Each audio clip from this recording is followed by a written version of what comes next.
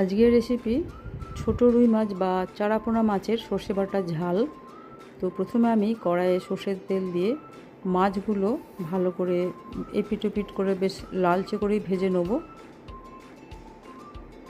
তো মাছগুলো বেশ লালচে করে ভেজে একটা জায়গাতে আমি তুলে রেখেছি। এরপর ওই তেলেই আমি দিয়ে দিলাম 5 ফোড়ন, দিয়ে দিলাম সামান্য একটু লবণ, আর ওর মধ্যে দিয়ে দিলাম কাঁচা লঙ্কা, রসুন আর পেঁয়াজ বাটা। ওর মধ্যে সামান্য জল দিয়ে হলুদ আর কাশ্মীরি রেড চিলি পাউডার দিয়ে সমস্ত মশলাটা ভালো করে কষিয়ে নেবো, যাতে কাঁচা গন্ধ না থাকে। মশলা থেকে যখন তেল ছেড়ে যাবে তখন ওর মধ্যে দিয়ে দেবো আমি সর্ষে বাটা। সর্ষে বাটাটা দিয়ে আর একটু জল দিয়ে মশলাগুলো এক জায়গায় করে নেবো। এবারে যখন ঝোলটা ফুটবে তখন তার মধ্যে আমি মাছগুলো এক এক করে দিয়ে দেবো।